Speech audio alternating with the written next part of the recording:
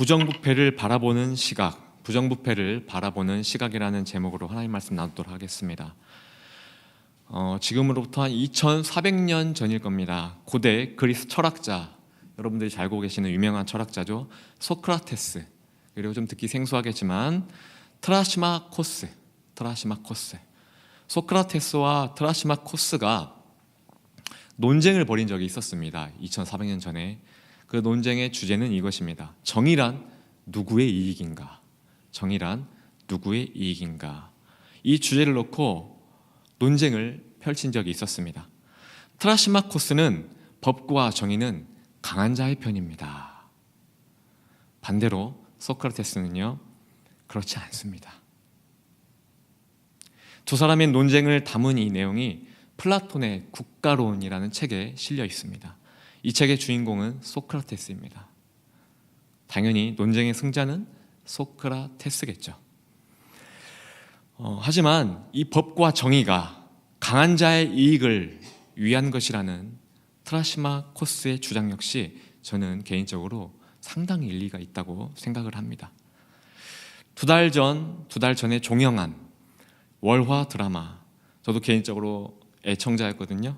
몬스터, 혹시 보시면 기억하십니까? 몬스터. 거대한 대략 줄거리는 이래요. 거대한 권력과 돈을 쥐고 있는 집단의 욕심과 음모로 무고한 시민들이 누명을 씌우고 또 억울하게 희생당하는 내용입니다. 돈도 없고 백도 없는 이들이 거대한 집단의 음모에 맞서 싸워보려 하지만 법은 결국에 권력과 돈을 쥐고 있는 자들의 편에 서게 된다는 내용입니다. 이에 고통을 겪는 주인공이 결국 분노하게 됩니다. 분노해서 결국 이 집단을 무너뜨리기 위해서요, 괴물이 됩니다. 몬스터가 된다는 거예요. 그들과 똑같은 돈과 권력을 쥐고 잔인하고 교활한 방법으로 결국 거대한 집단을 무너뜨리게 됩니다. 극 중에서 이 강기탄, 이 주인공이 분노한 이유가 무엇일까요? 괴물이 될 수밖에 없었던 이유가 무엇입니까? 바로 세상의 세상의 정의가 공정하지 못해서겠죠. 그 무엇보다 공의로워야 할 법이 돈과 권력에 휘둘려서겠죠. 이 일이 어찌 드라마에서 뿐이겠습니까, 여러분? 최모식 게이트 사건으로 현재 국민들이 분노하고 있습니다. 지도자를 포함한 이 나라의 중직을 맡고 있는 자들은 누구보다 공의로워야 합니다. 공의롭지 못하다 보니까 이들에게서 여러 가지 부정부패 사건들이 여실히 드러나고 있다는 것입니다. 이 사건에 지금 많은 국민들이 분노하고 있다는 것입니다. 성도님들, 공의가 무엇입니까? 공의라는 것은 공정하고 의롭다는 뜻입니다. 높은 위치에 있을수록, 공인일수록, 많은 것을 책임지는 자일수록 공의는 엄격히 지켜야 한다는 것입니다. 오늘날의 시대에 적용해 본다면 소크라테스의 주장보다는 트라시마코스의 주장이 더 정확하게 일치한다고 봐도 과언이 아닐 것입니다. 성경에서는 어떨까요? 이 세상을 창조하신 만왕의 왕이신 하나님은 어떻습니까? 성경에는 이렇게 기록되어 있습니다. 하나님은 공의로우신 분, 의로우신 재판장이다 라고 말하고 있습니다. 이 세상의 부정부패에 대해 아주 공정하고 의롭게 판결하여 심판하는 분이라고 말씀하고 있습니다. 만약 하나님 또한 공정하지 않고 의롭지 못한 분이라면 어떨까요? 부정부패에 대해서 눈 감아주시고 덮어버린다면 어떨까요? 죄를 덮어버리신다면 말입니다. 오늘 본문 말씀의 내용은 이러합니다. 모세가 하나님께 십계명을 받기 위해 시내산에 올라갔습니다. 그런데 생각보다 시간이 꽤 걸렸던 것 같아요. 한 달이 넘어도 모세가 시내산에서 내려오지 않자 이스라엘 백성들은 아론에게 항의합니다. 하나님도 모세도 필요 없습니다. 당장 우리가 섬길 우리 눈에 보이는 신을 만들어 주십시오. 그것에 엎드려 절하며 경배하겠습니다. 그것이 우리를 인도할 것입니다. 결국 금송아지를 만들고 온갖 부정부패를 일삼습니다. 여러분도 잘 아시듯 우상숭배는 하나님이 매우 싫어하시는 부정부패 중에 하나입니다. 이것을 다 지켜보신 하나님이 모세에게 말씀하십니다. 너는 내려가라. 이스라엘 백성들이 부패했다. 그들이 나를 버리고 우상을 섬기고 있다. 이들의 목이 뻣뻣하구나. 교만하구나. 죄를 죄로 여기지 않고 당당하게 부정부패를 일삼고 있구나. 내가 이들에게 진노하여 그들을 진멸할 것이다. 하나님의 공의가 잘 드러나는 말씀입니다. 부정부패에 대해서, 죄에 대하여 공정하고 의롭게 심판한다는 말씀입니다. 그런데 말입니다, 성도 여러분, 14절을 보십시오. 여호와께서 뜻을 돌이키사 말씀하신 화를 그 백성에게 내리지 아니하시니라. 이스라엘 백성들의 부정부패를 눈감아 주셨다는 말씀이에요. 죄에 대하여, 부정부패에 대하여 공의롭게 심판하시겠다는 하나님께서 말씀을 싹 바꾸셨다는 겁니다. 마음을 바꾸셨다는 겁니다. 어찌된 일입니까? 우리처럼 하나님 또한 변덕이 죽을 듯 합니다. 그렇죠? 또 하나 예를 들어볼까요? 로마서 3장 10절에서 12절입니다. 기록된 바 의인은 없나니 하나도 없으며 깨닫는 자도 없고 하나님을 찾는 자도 없고 다 치우쳐 함께 무익하게 되고 선을 행하는 자는 없나니 하나도 없도다.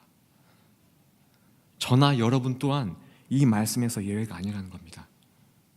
이 말씀대로라면 저나 여러분 모두는 의인이 아니기에, 선을 행하는 자가 아니기에, 하나님을 찾는 자가 아니기에 하나님의 진노를 받아야 마땅하다는 겁니다. 하나님의 공의로운 심판을 받아야 한다는 겁니다. 그렇다면 제가 여러분들에게 한 가지 묻겠습니다. 이 중에서 하나님의 진노를 받으신 분 계시면 한번 손들어 보십시오. 하나님의 공의로운 심판을 받고 사형 선고를 받으신 분 계시면 손들어 보십시오. 아무도 없습니다. 어찌된 일이죠? 성경은 분명 하나님은 공의로우시고 의로우신 재판장이라고 하는데 말입니다. 어떻게 우리의 죄를 덮는 재판장을 의롭다고 할 수 있습니까? 어떻게 우리의 부정부패를 덮는 재판장을 의롭다고 할 수 있습니까? 이거 하나님 앞에서도 촛불시해야 되는 거 아닐까요? 말과 행동이 다른 이것은 명백한 모순 아닙니까? 이것에 지금 대한민국 국민들이 분노하고 있는 것 아닙니까? 그러나 성도 여러분, 하나님의 공의가 모순처럼 보일 수는 있으나 결코 모순이 아니라는 것을 증명할 수 있습니다. 우리 안에 있는 온갖 비리와 썩은 내가 진동하는 이 죄악들을 용서하시고 덮어주시는 하나님은 여전히 공의롭다고 성경은 말씀합니다. 왜 여전히 공의로우실까요? 그것을 증명할 수 있는 것은 바로 in Christ. 우리가 예수님께 속해 있기 때문입니다. 창조주 하나님이 우리와 같은 인간의 모습으로 이 땅에 오셨습니다. 왜 오셨습니까? 의인이 하나도 없는 이 세상 사람들을 하나님의 공의로 진멸하시기 위해 오셨을까요? 아니죠. 하나님의 공의, 즉 우리의 부정부패에 대해서 이미 판결이 나버린 공정하고 의로운 심판, 그것은 바로 영원한 사망, 지옥의 판결, 이 판결이 가득 담긴 잔, 그 잔이 있습니다. 이 잔을 우리 대신 마시기 위해 오셨다는 것입니다. 하나님의 진노의 대가가 단순히 십자가의 처형뿐이었다면 우리 예수님 겟세마네에서 이렇게 기도하지 않으셨을 것입니다. 아버지, 만일 할 수 있으시면 이 진노의 잔을, 이 공의의 잔을 내게서 지나가게 하여 주옵소서. 이 잔이 무엇이길래, 이 잔이 얼마나 두려우셨으면 우리 예수님께서 이렇게 기도하셨을까요? 예수님이 마셔야 할 이 잔에 담긴 것이 무엇입니까? 이것은 바로 하나님과의 영원한 분리가 담긴 잔이었습니다. 하나님의 용서가 없는, 자비가 없는 영원한 멸망이 담긴 잔이라는 것입니다. 예수님이 우리 대신 이 잔을 마셨다는 것입니다.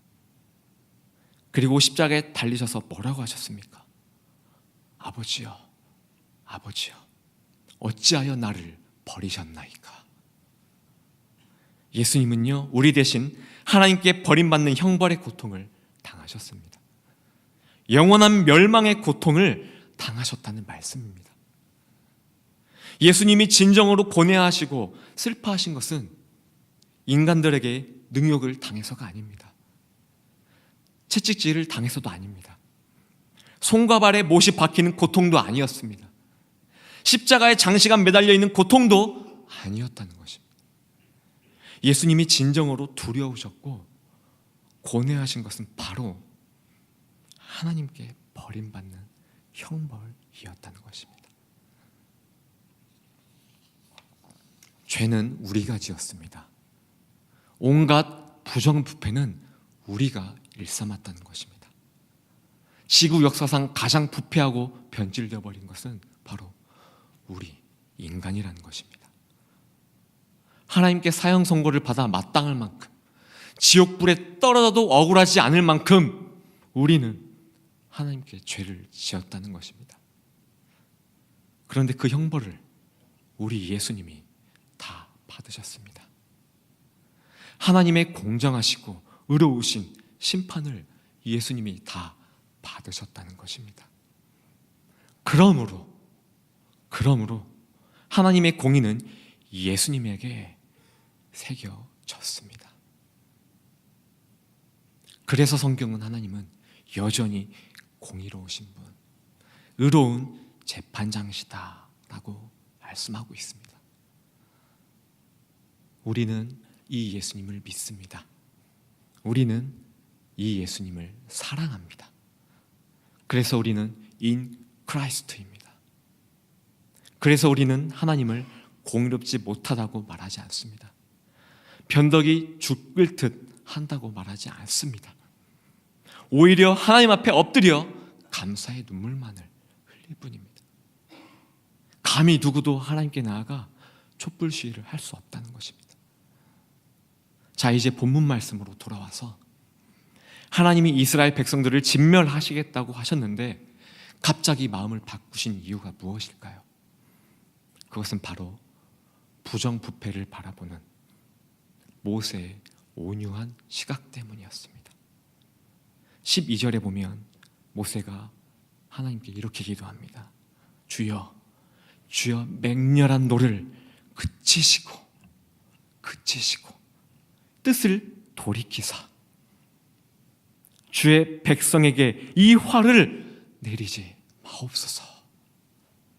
더욱 놀랍고 기가 막힌 기도는 32절에 나와 있습니다.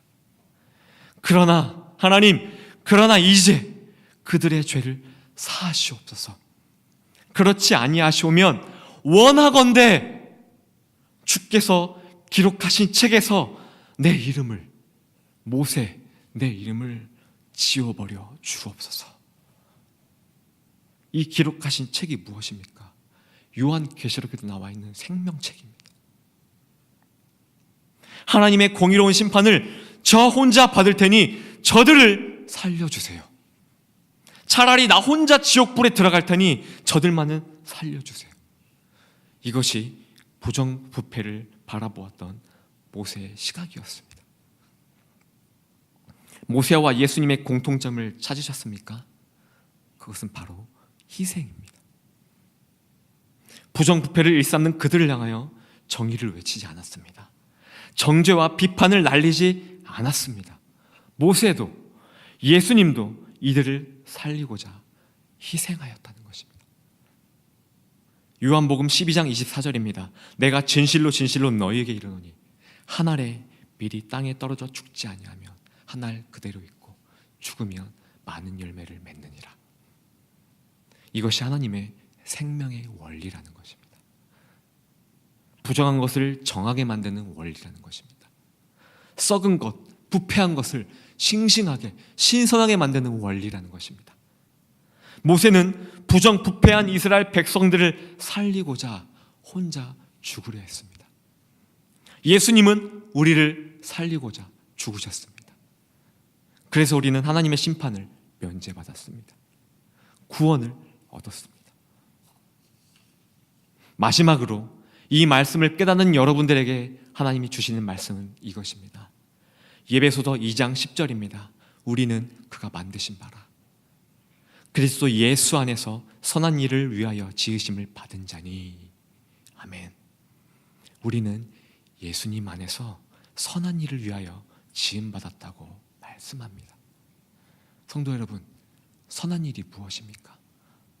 우리는 하나님이 만드셨습니다. 그리고 그 만드신 목적은 예수 그리스도 안에서 선한 일을 하게 하기 위해서 지으심을 받았다고 했습니다.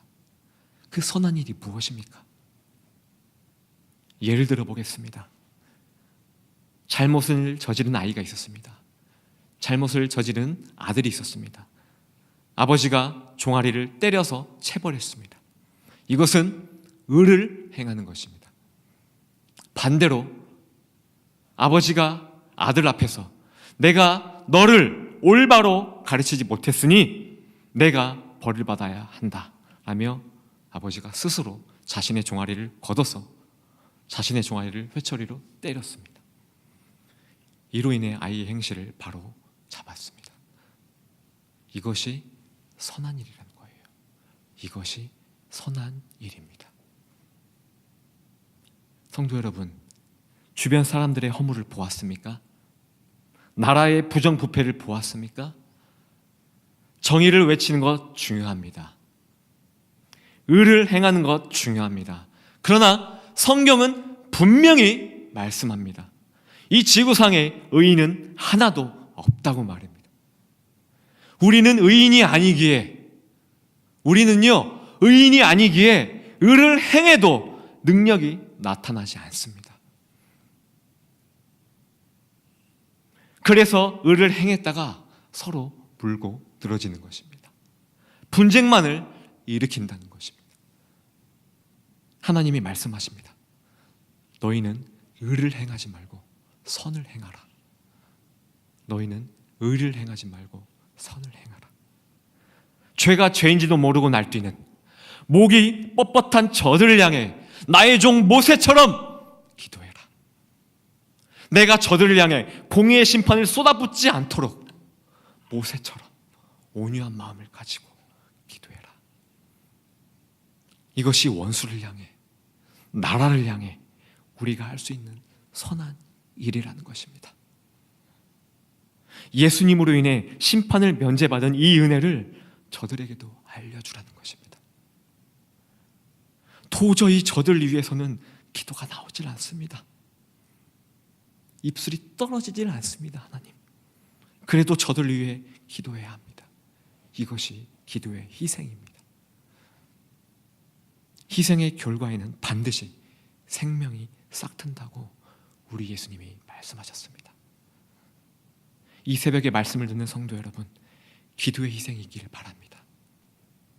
여러분 주변의 부정부패, 또한 나라의 부정부패를 바라볼 때 정의 구현의 시각으로 바라보지 마시고 모세와 같은, 예수님과 같은 온유함의 시각으로 바라볼 수 있는 성도님들이 되시기를 예수님의 이름으로 기도드립니다. 반주 주세요.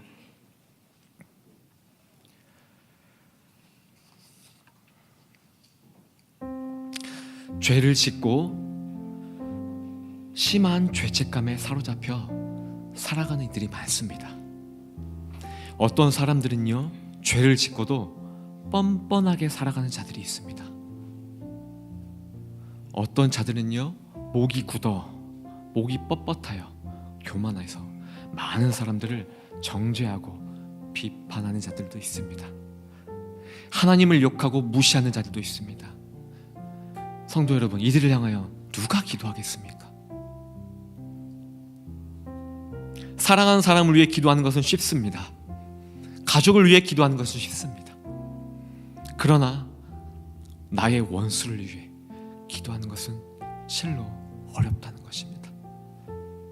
나라의 부정부패를 일삼는 저들을 위해 기도하는 것은 매우 어렵다는 사실입니다. 그러나 만약 저들이요, 훗날 돌이켜 회개하고 하나님께로 돌아온다면 그것은 반드시 누군가의 기도가 있었기 때문입니다. 기도의 희생을 드린 사람이 있었기 때문입니다. 모세와 같은 기도를 드린 사람이 있었기 때문입니다. 저는 여러분이 그 주인공이 되기를 바랍니다. 이 시간 내가 그 주인공이 되기를 바라는 마음으로 누군가 널 위해 기도하네 찬양하고 기도하도록